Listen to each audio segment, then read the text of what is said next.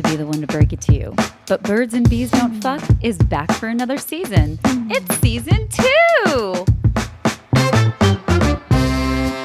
All right, I'm not going to make you listen to the intro music twice because you are going to get to hear it in just a minute with my guest for today.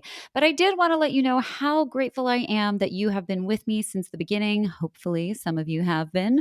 Some of you are just discovering this show now. And if this is your first episode, thank you. Welcome. So happy to have you.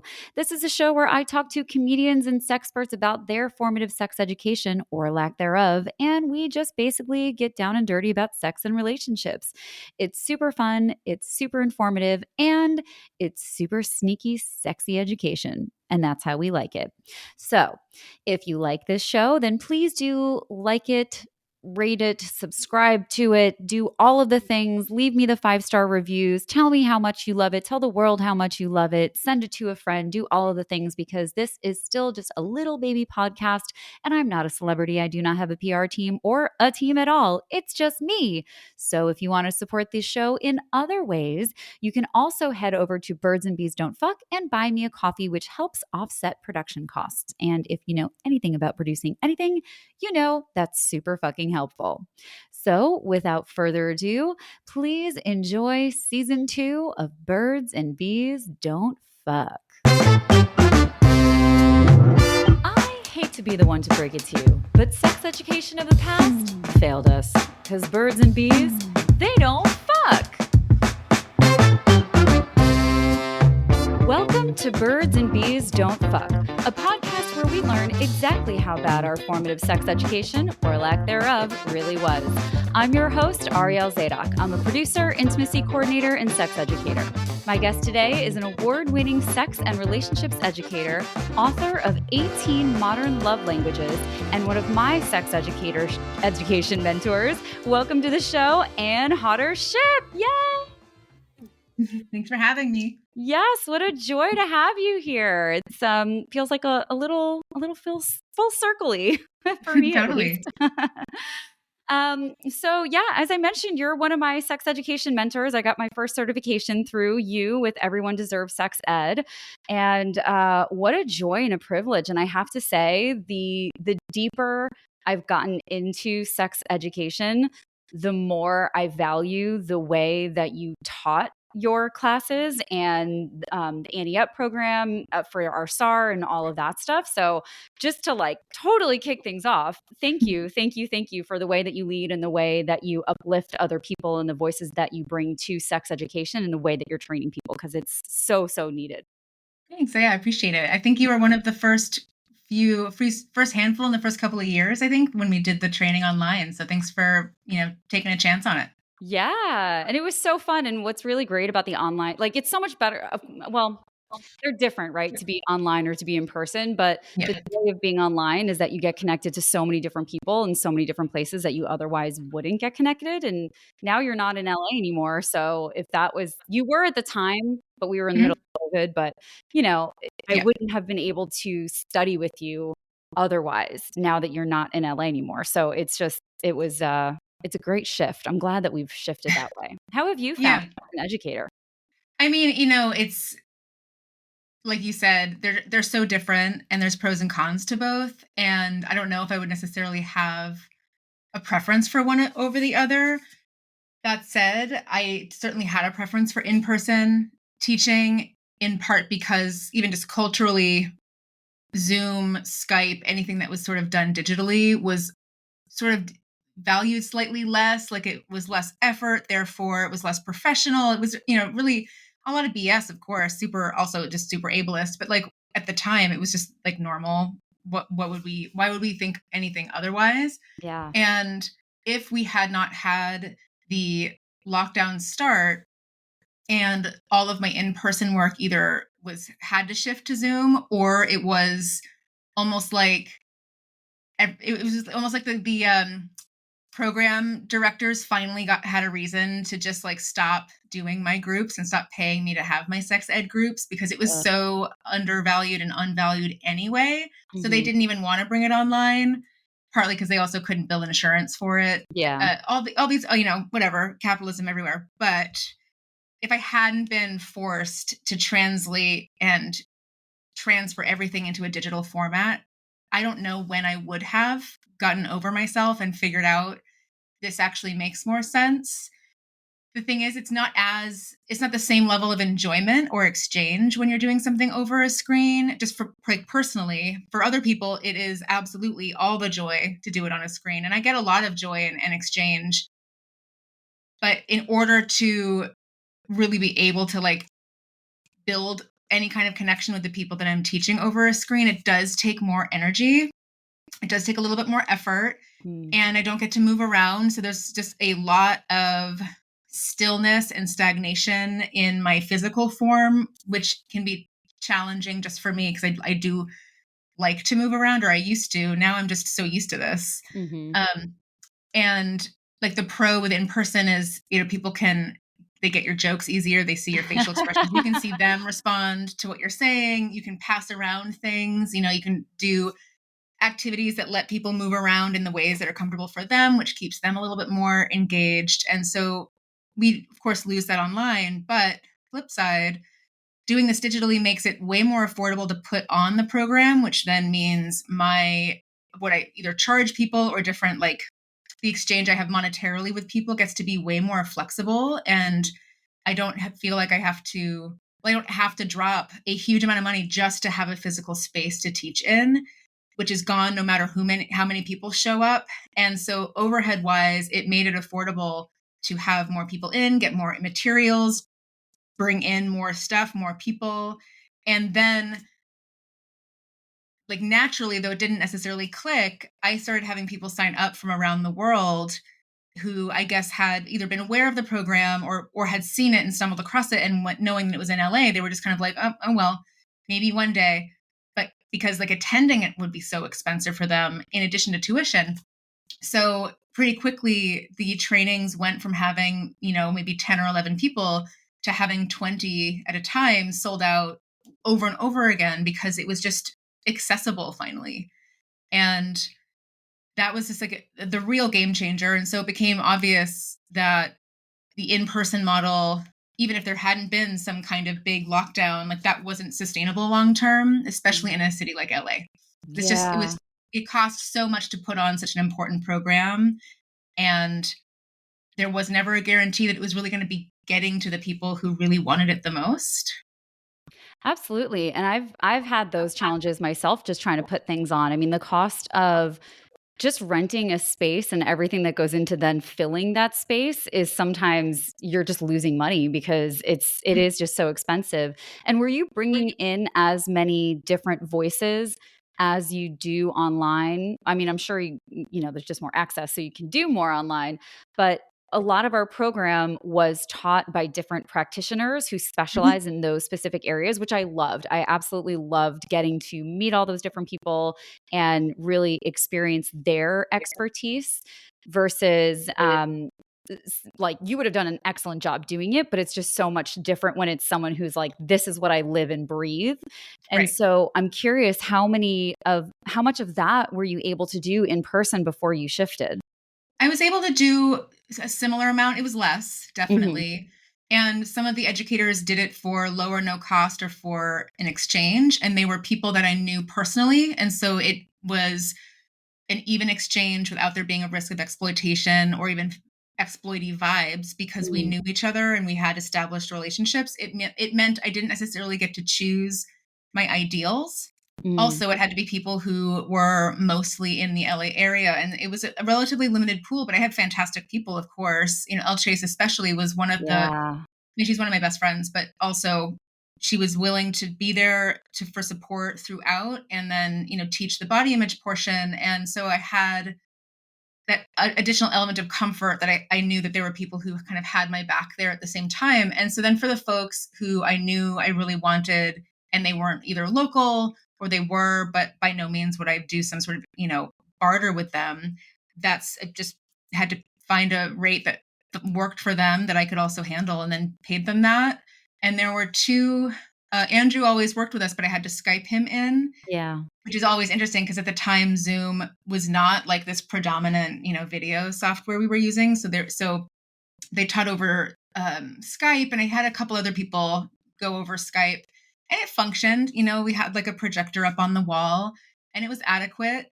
And also, of course, in an ideal world, everybody would have been able to be flown in and have this sort of like almost conference-esque vibe, except everyone's kind of just together in the same room. So it always, like, from the beginning, it was always meant to be collaborative in some way. And it was really just a combination of figuring out, how do I do it in general? How do I handle it and put it on? How do I host it while also teach it? How do I get a curriculum together and then work with other educators and but still let them know, like, here's what I really want there to be taken away here. I really need these kinds of things touched on. And then what do I charge for it? How do I afford to do it while also try to get like some introductory interest, and it's been an ongoing process even since 2020 with pricing it, and then finding what feels to me like fair um hourly or 90-minute type payments for everyone else, and then also still have some kind of through line, so it's still a business that can continue putting this stuff on even if it wasn't Mhm. sold out every time. So it's years in, and we're still figuring that out, in all honesty. And but it's also great because the online transition did mean I could kind of like pie in the sky think to myself, like, who would return my email if I reached Yeah. out to them if I don't already know them? And, what could possibly what could the possibilities be now that there is no overhead, no additional expense? It's just you show up 5 minutes before, you do your thing, and then you're boom, you're done. And that's such a refreshing on the teaching side, a refreshing way to teach, because there's no commute, there's no note taking afterward, there's no other additional BS. So I know that whatever my hourly is that I'm getting or paying, it really is pretty much for that hour. And then we're like done. And that is, if only everything could be kind of like that. Mhm.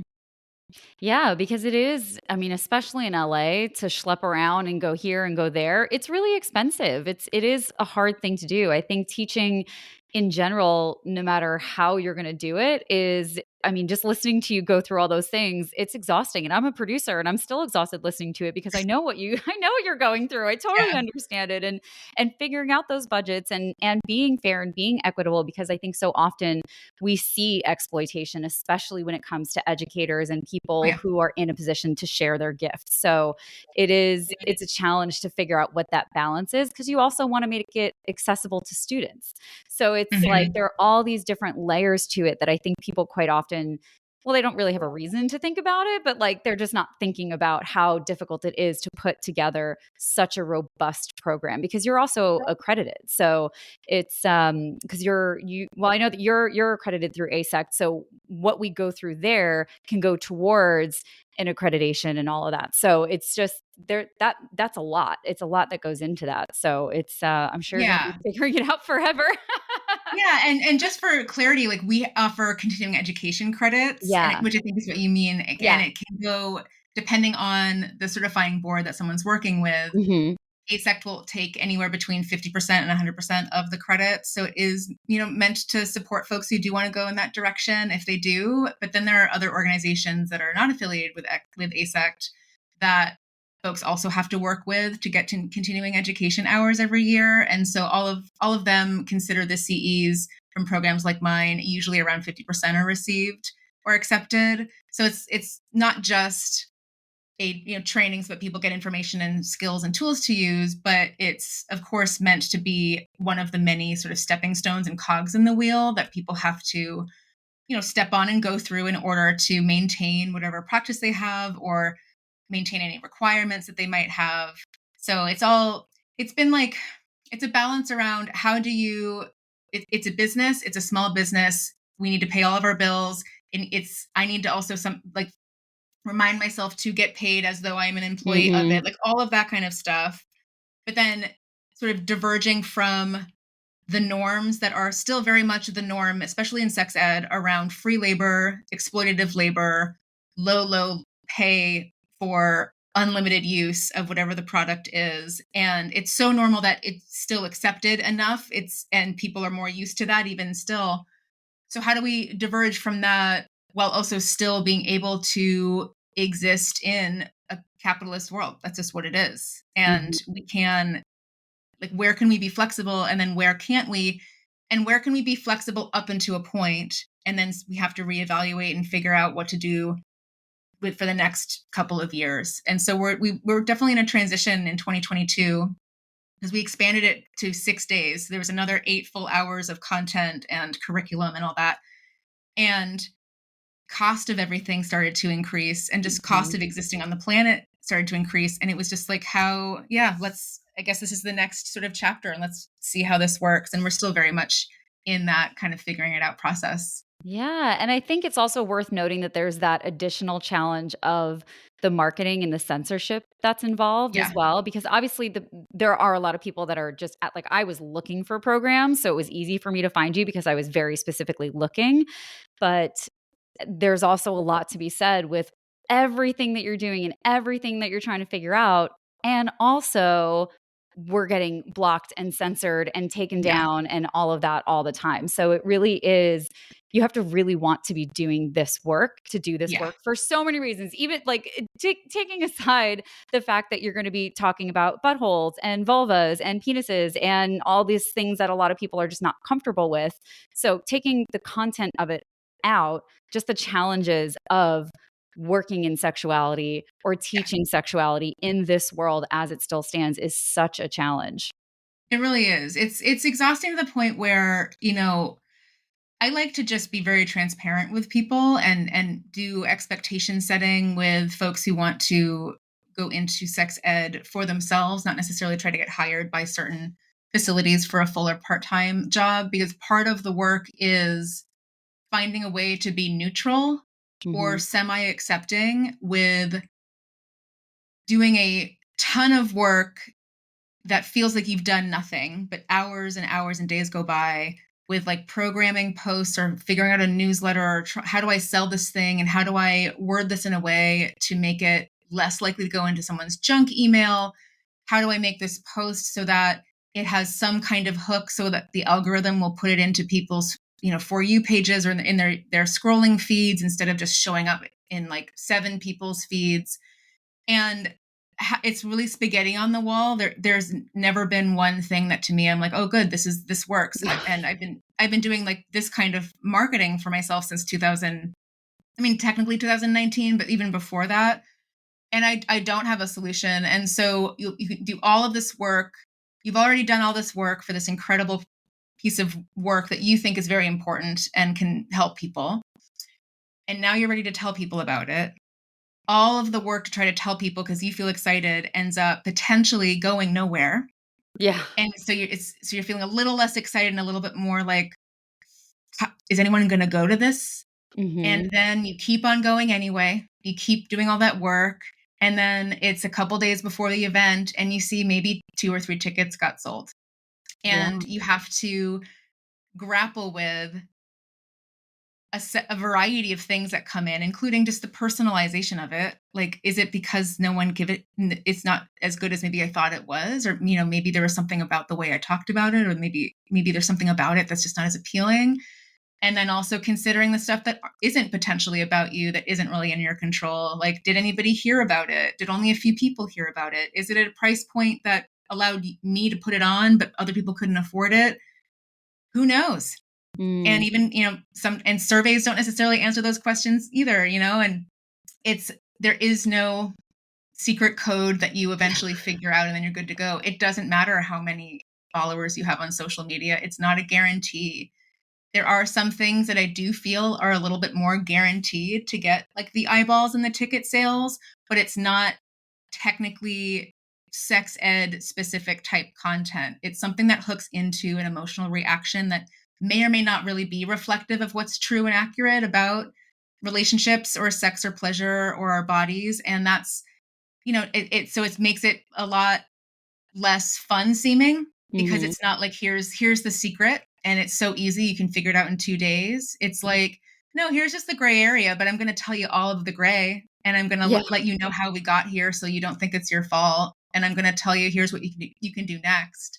But that's like, there isn't like a cute fun little tagline that in you can say in like 40 seconds in a reel that is going to get people thinking, oh, she has the solution, or she's got the key, or she's going to teach me how to have an orgasm using my ear. I've never, oh my God, that's an orgasm I haven't tried yet. It's Yeah. so and that's just a reality too. There are folks who I know who I'm connected with who have figured out how to at least like work the social media side and Mhm. get the views, but what has to get sacrificed in order to do that isn't always going to feel good for folks. So it's not a universal solution. So anyway, all that just said, I know it feels like maybe it's all like pessimistic and stuff, but But I think it's good and it's it's just important what's true. information. Like it is, Yeah. it's just what's true. And I think, if whoever's listening to this is obviously interested in sexuality in some capacity. And I think it's a really important conversation for anyone who is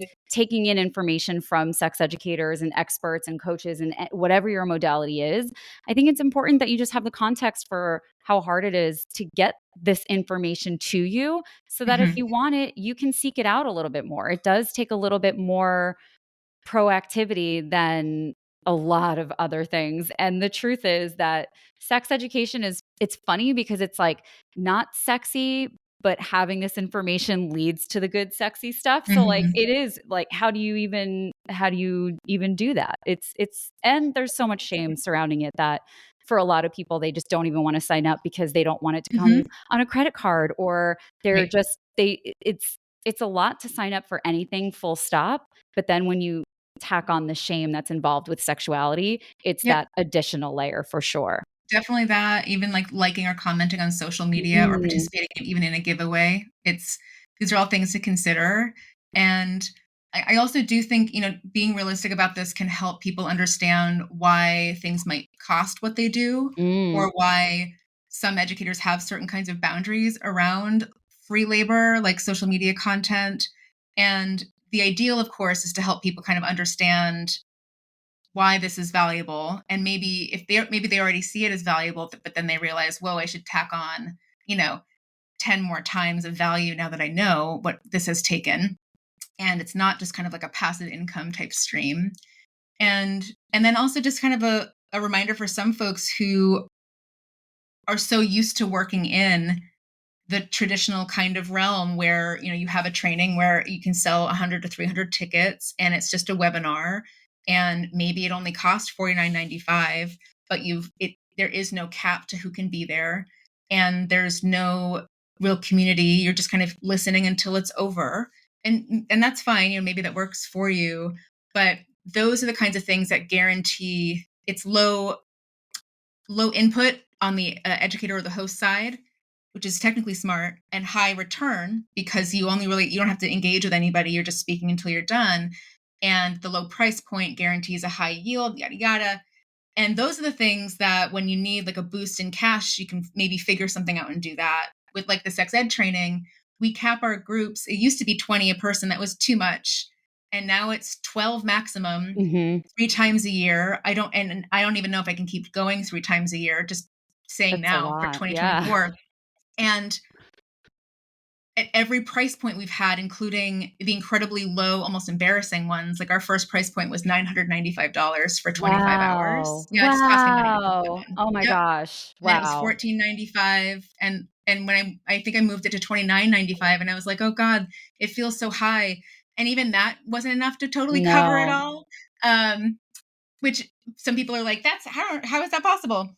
I don't know. I thought it was a lot, and it wasn't. Yeah. And then, having to keep like, how do I, what do I do? And if I can only have 12 people in a group to keep it manageable and sustainable for me and Mhm. safe and comfortable for everybody in the room, yeah, it's not like this huge, like our current pricing is 44.95 for 40 hours. And it can feel like a lot. And I understand, of course. But then times 12 times 3 a year, that doesn't run a business for an entire year. And we've No. had some folks engage with us in interesting ways where they kind of assume we must have hundreds of people in every class and that we're raking in the dough. And why shouldn't they think that? Because that's the norm, right? But Mhm. all you gotta do is read a little bit in our FAQs and then you'll be like, oh, interesting, okay. Like, there's almost a level sometimes I used to joke, like, there's a level of masochism in it because it's Mhm. like, I didn't even really pay myself ever. Like, it just kind of I was just in it along with everyone else and didn't even really, like, figure myself in as a part of it even like everybody else. So all the other educators. So it's just like these are the little learning curves, and I've been in business for myself since 2009.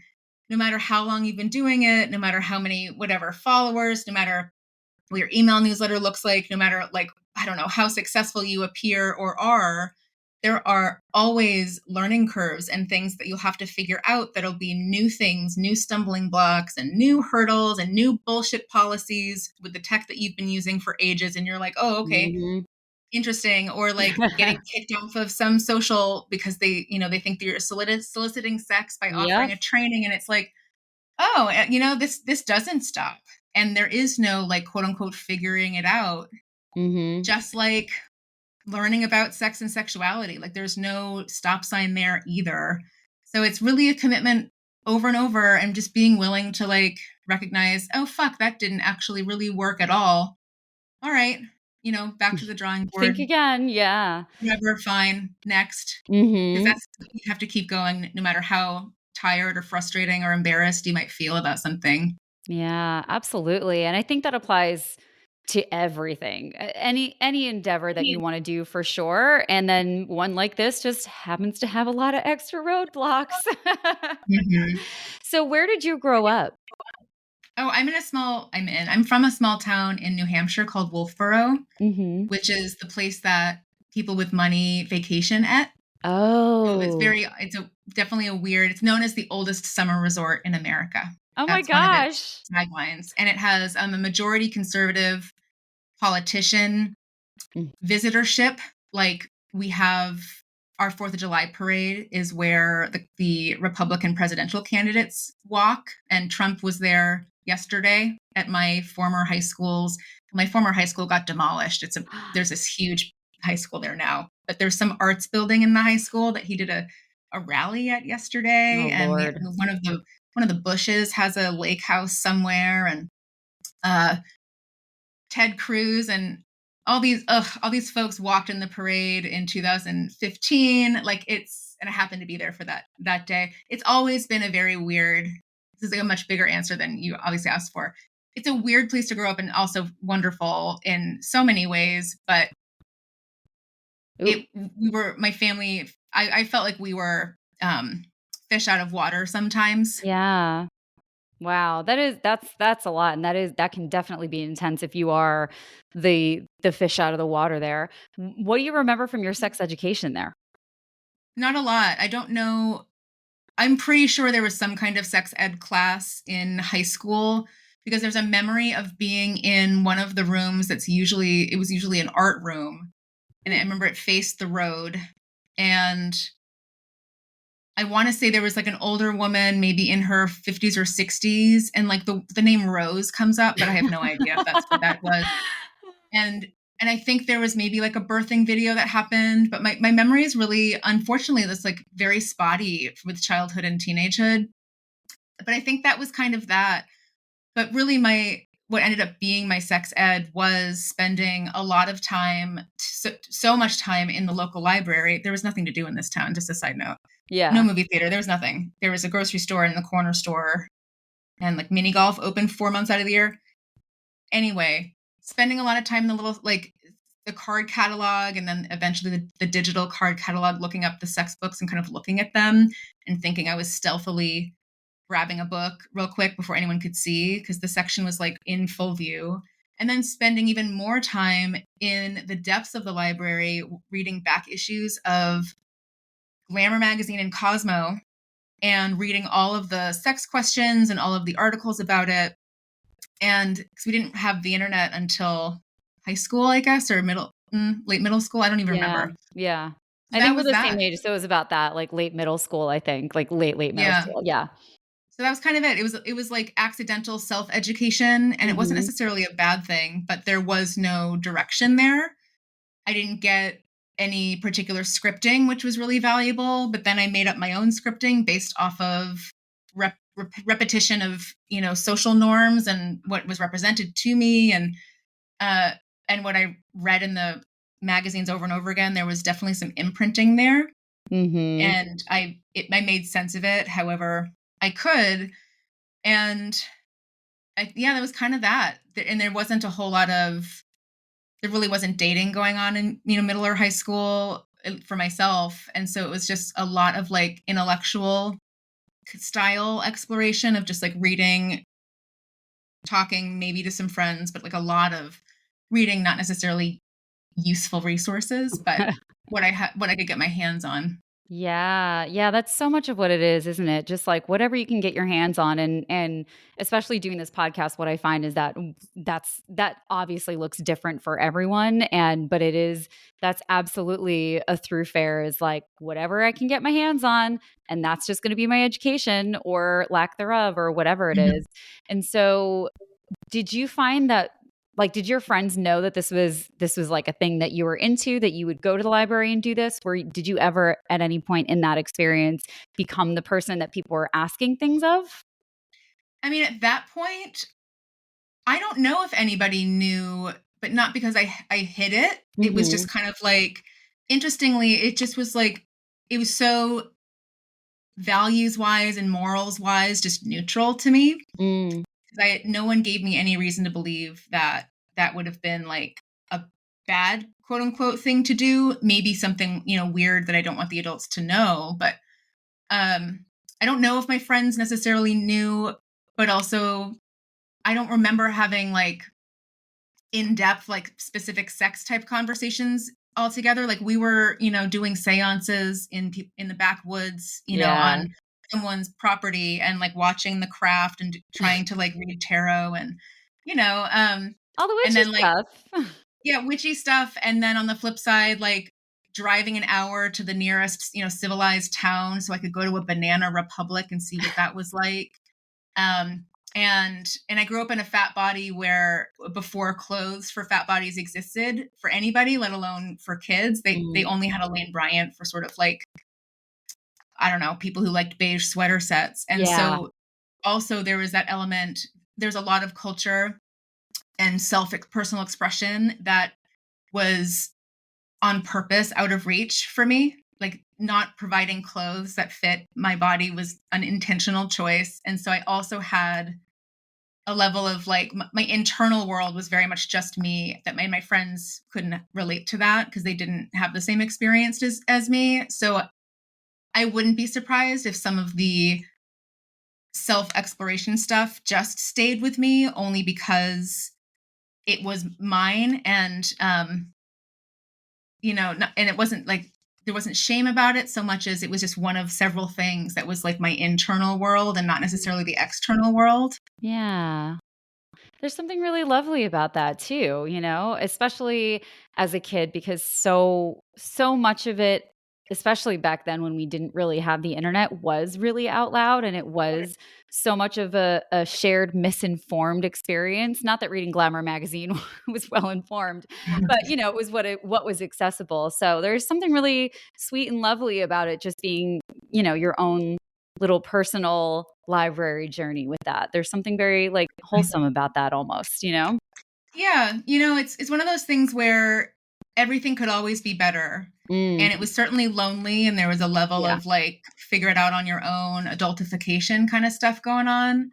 But the alternative could have been, parents or family or caregivers enforcing very particular rules and ideas about how things are supposed to be. There could have been a whole lot of, instead of the hands off, we're not touching it, which is kind of what happened. There could have been a lot of hands on, shamey, punishment, punitive type stuff. Mm, And I could have gotten a lot of messaging about, how I got a lot of messaging about how your body is supposed to be and where your value comes from for sure.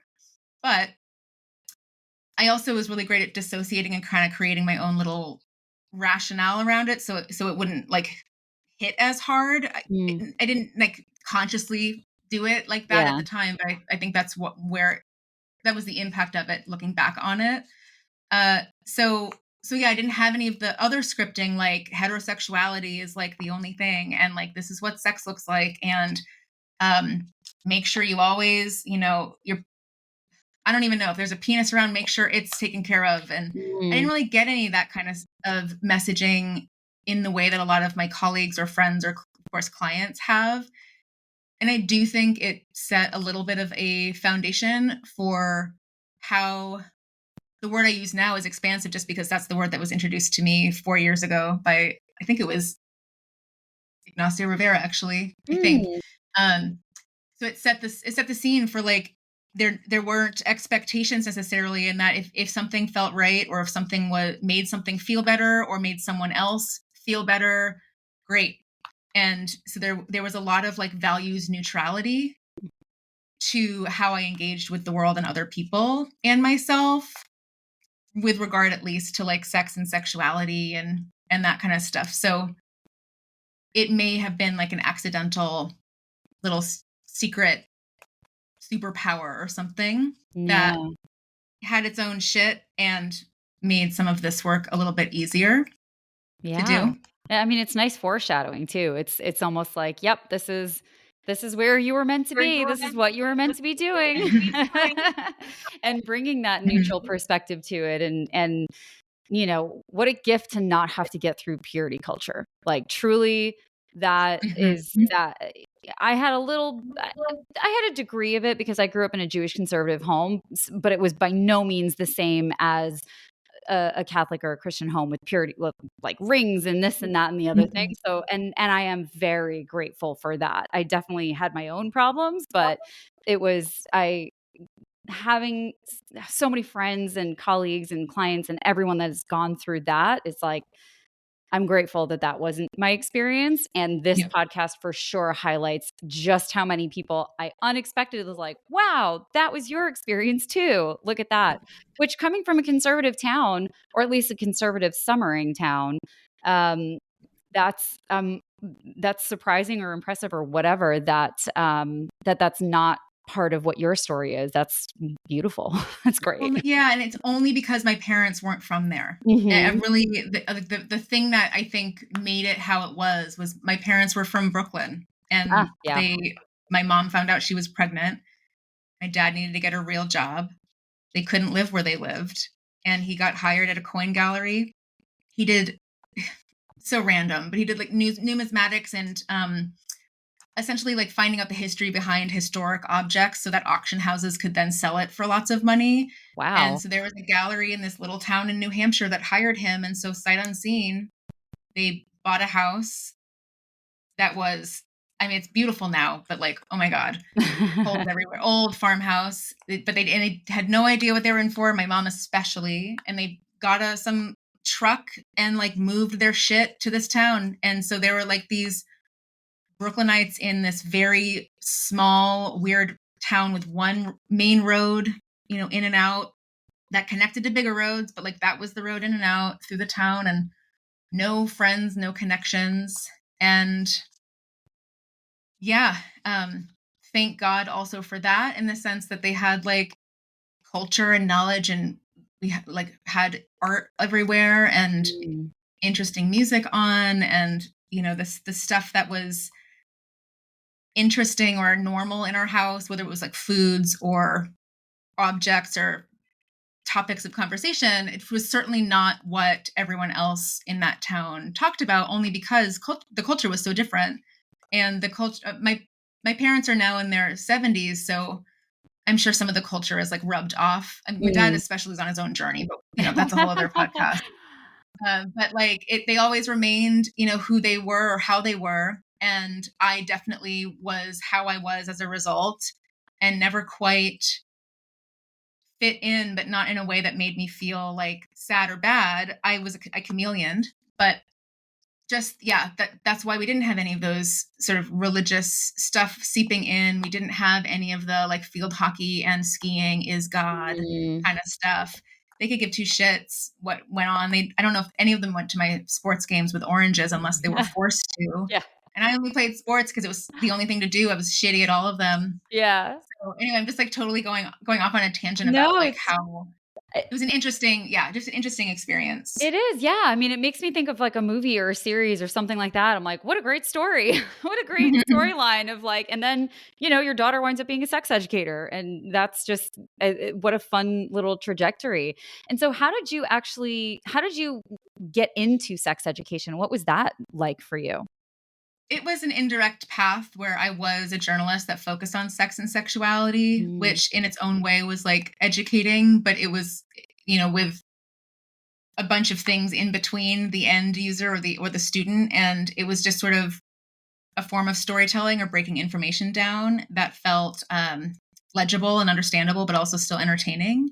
And around maybe it was 2011, LA Weekly had needed an editor for a sex blog, essentially, where it could house all of its sex related ads, all of the sex work ads that were in the back of the LA Weekly when it was in print. And they just needed someone to run the website. So for like, piddly money, that was one of the several jobs that I had when I was first starting the business. And so I was called a sex educator a lot by people, especially when I would be put on like a podcast or at a certain event because LA Weekly was trying to like promote it and get, traffic to it and stuff. And it wasn't like it was untrue, but I it didn't quite land, because it wasn't like I was doing direct teaching, but through some of the events that I would go to, I found that it was way more enjoyable to interact with people directly instead of like writing something on a screen and hope people would click on it one day. And then after an hour, it was gone and as if it didn't exist anymore because the news story would come up on the homepage. RIP digital yeah, journalism. right. So around 2014 was when I was introduced to a training program that could be really foundational and kind of like a springboard for it, and applied and then got in. I think I was in the spring 2015 cohort at the time, and it was a program that was harder to get into if you weren't a local to where it was happening. So it was just like I was very lucky. It just worked out really well. But the first training I was able to get into the first training that I really wanted to go into. And then from there was very quickly doing like direct sex ed type work in fields that were like, maybe you could call them underserved, Hmm. but fields where I saw there was an opportunity, like business mind wise. It's like, okay, where's the empty pool? And also, can I handle it? And so I Mm, was doing work in treatment centers. And if I could convince a treatment center to give sex and relationships ed a try as part of the treatment program, it was piddly money. I mean, it's almost offensive, yeah. plus the hour commute to like Malibu and the hour commute back. But anyway, that's again part of the deal. Like Hmm. you're not necessarily going to make gobs of money, especially when you're first establishing yourself. So that was sort of like the dive in, and it was certainly a challenging uh, population to work with for all kinds of reasons, and not necessarily because of the population, but because of stigma and the industry itself. And I also was working with Planned Parenthood LA, it was volunteer based, but they, in exchange for a 40-hour training related to teaching teenagers, you had to learn a state approved curriculum and then drive around high schools all over LA County to teach ninth graders one of 7 pieces of a curriculum that had been, established. And that was also something I was doing in between all of the treatments stuff while running the original business I had started in 2009 in order to like pay my rent and, pay my bills because that made enough money to do that. And that was several years of what I realize now, like very chaotic, Yeah. just all over the place, like having to literally, physically, mentally, and emotionally be all over the place and compartmentalize and disconnect and dissociate sometimes because some of the stuff that I would hear or be told by teenagers and also the adults in treatment and some of the teenagers in treatment, like it's a lot. And so, yeah, that was when I really was diving into it. And I still do work in treatment centers, but definitely have sort of retired, so to speak, in the sense that the after effects of so many years of doing it Hmm. are definitely felt.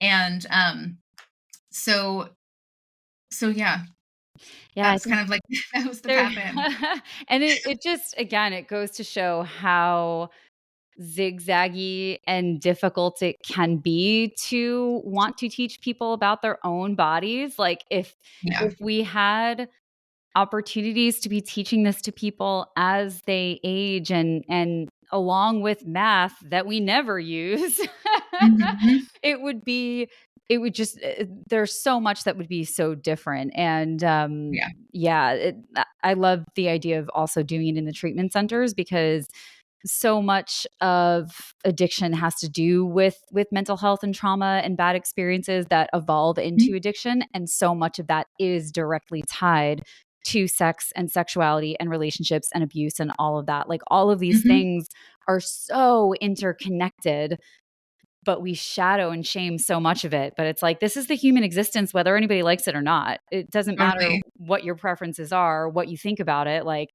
this is what we're going through. This is Yeah. humanity. The fact that the programming didn't even touch sex, sexuality, identity was one of the reasons where I was like, is this like, are we on a reality show? How is that possible? And my Yeah. spouse worked in treatment. That's how I even learned about any of it. Mm. One of the original things that had been brought to me, he was just telling a story of clients, female clients, vibrators being confiscated as contraband. And if they wanted to use them, they had to sign them out.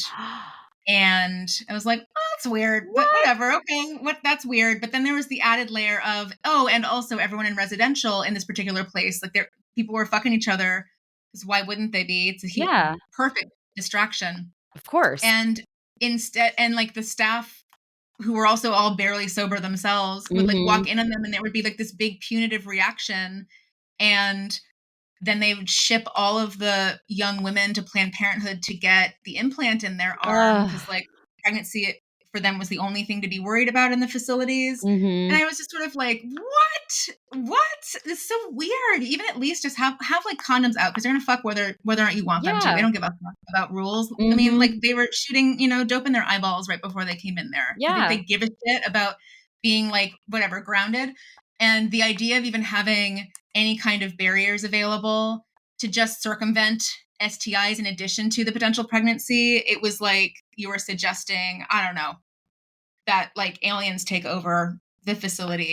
It was just like a really interesting, it was exposure to a very interesting culture within a culture within a culture. That Yeah. also was an institutional setting. So there's the institutionalization element, Mhm. plus having to work within insurance, which is capitalism Mhm. and dehumanization, and just all of it all together. It was just like, okay, so if I can get someone to like give it a try and pay me $150 a group, which meant be an hour to an hour and a half with a group of 10 or more people that you never knew what you were going to get, commute there and back, and a half hour of clinical notes afterward.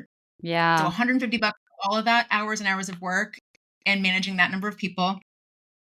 To them, I was that price was expensive to a lot of the Yeah. facilities, and they would call me expensive, which was interesting. They never called my spouse who charged more. He was never expensive. Mhm. Side note. Yeah, of course I not. was just like, all right, if I can get enough of these places to like give it a try and like pay me my quote unquote expensive rate, I can cobble together just enough money monthly for it to feel like it's like worth it in the end, Mhm. and it's like I can see what it's like, and maybe this can be an established thing that I can be, my organization could be like the sex and sexuality resource for the programming because they already had resources for, community stuff, for art therapy, but like nothing about sex and sexuality. And meanwhile, everyone's, having lots of sex or feeling tons of shame about who they are. And therefore, like just all of it was tied in to this Yeah. core fundamental thing. So yeah, the analogy I'll use is like having a department store without a shoe section Yeah. and being okay with that and like rationalizing it. And then the Mhm. idea of having shoes in the department store was like really controversial. Yeah. Well, I think it Like, also why do you ties. need shoes here? Yeah, why would you need shoes in this store that has everything? But you don't need shoes, but we have everything, but not Yeah. shoes. You No one can't have has shoes. feet. Yeah, No no, one feet, needs to that's cover them. not a thing. Yeah, we're just gonna cut the photo off. at the shins. But it also, I think, lends itself into the conversation around harm reduction as a whole and harm reduction within the recovery and addiction conversations and all of that. And I think that looking at the reaction of having condoms available and that adverse reaction to that is directly tied to the adverse reaction of having safe needles available, because people are Mhm, going to do what they're going to do regardless of what you want them to do. How can mhm. we how can we help them do it in a way that's going to keep them alive so that maybe over time we can create change? Because that's, Totally. like that's what it is. And I think there's like these fundamental ideas are not helping anyone. It's like people are going to do what they're going to do. Let's help them do it safely. Mhm.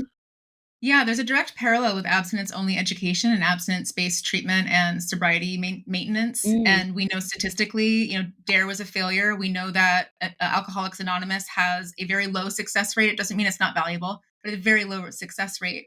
Yet that's what is sort of dominates the treatment side. People getting very rarely would there be some other option aside from AA or NA for folks in treatment, in residential especially. And the idea of medically assisted treatment, MAT treatment, was so controversial in the treatment and recovery world that there was only one MAT program that I knew of, and it was an experiment that was done at a facility that I already worked in, and it was set up to fail. hmm And and then with abstinence only education, we have all the data to show how not only does it not work, but it actually can be considered child abuse. And yet, abstinence only dominates the treatment and recovery world, ironically, by sober people who are like, nope, abstinence only. And then in like the school system, even on the internet, in tech, it's all very much like we don't mention sex, or if we do, we're going to use euphemisms. And if it's an education thing, it has to be either abstinence only or abstinence stressed, regardless of whether it works. So there's just direct parallels with this abstinence only shit. Yeah, and it is shit.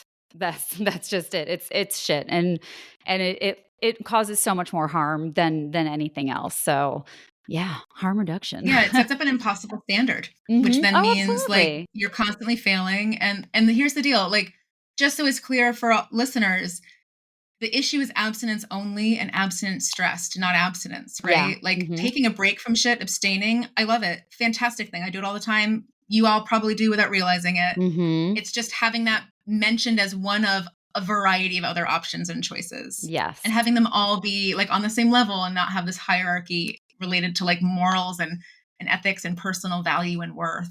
Yeah, and I think it's just that, right? Options and choices. We all have a plethora of options and choices available to us in the way that we engage, in the way that we communicate, in the way that we keep ourselves safe, experience pleasure, all of those things. And the more we can present all of those different options and let you have the autonomy to decide for yourself and for your partner or partners what's the best pathway forward for you, that's that's beautiful. Like that's what we want. And that's what gains people confidence and security and healthy habits and health and better mental health and all of those things. So it really is about educating on those choices and options and helping people figure out like what's good for you for where you're at right in this moment, which Totally. may not be right for you in 5 minutes or 20 minutes or 20 years, but right in this moment there are things available to you. Totally. So, usually with my comedians, I give them a pop quiz, but for my sexperts, I like you to or just open up the floor to anything that you wish people knew more of, or anything that you want to kind of leave people with. Just anything that you would like to leave people with.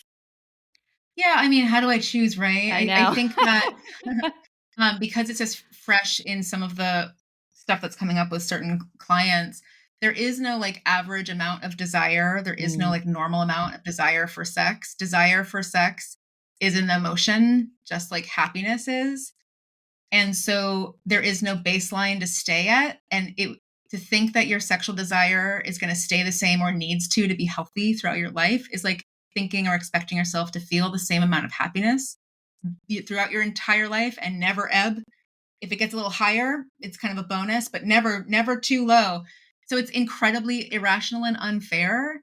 to have these expectations of ourselves, but especially others, Mm. especially if there are monogamous partners, and that the solution isn't to somehow force them to feel the desire level you do, because that would be as fair as forcing you to maintain the same level of happiness that your partner has at all times, as if that's even possible. Mm. So there's way more collaboration and work that has to be done in order to work through any kind of desire discrepancy, and it's not all the partner with the lower desire, it's not all their responsibility, and the person with the higher desire is going to have to make choices around how flexible are you willing to be, and if you're not willing to be flexible, that's okay, but then you got to make a choice because your partner is a human being with their own needs and body, and like you're not entitled to that just because you want more sex than they do. Yeah, there's so much to be said about how wild it is that we expect another human being to have the same level of desire that we have at all times, at the same time, in the Mhm. same way. Like, when you really stop and Really? think about it, and of course, we're not talking about it unless you're in a room like this one. When you really break it down, you're like, "Wait a minute, that is wild." And I love the comparison between happiness, and there's also a lot to be said about understanding that happiness and any emotion and desire is like a cloud that just passes through. You can't be a happy person. You can be a person experiencing happiness, but there's no happy person. There's a person who may experience happiness a lot or joy often, but a person with a high desire, it's like, well, you experience desire often, or maybe at this point you're experiencing it a lot versus maybe other points you're not. So breaking it down in these ways, I absolutely love. So that's a great little gift to give people. Okay. Where can people find you? The internet at this point is like the main place. If they want some free sex ed, they can find me on TikTok and Instagram at the Ann Hodder. And if they want to see what events or workshops I'm putting on, they can go to Hodder-Shipp.com, and that's where all of my details and info is or are. And then anyone interested in like the actual sex ed type training work or working with younger people, that's at everyonedeservessexed.com.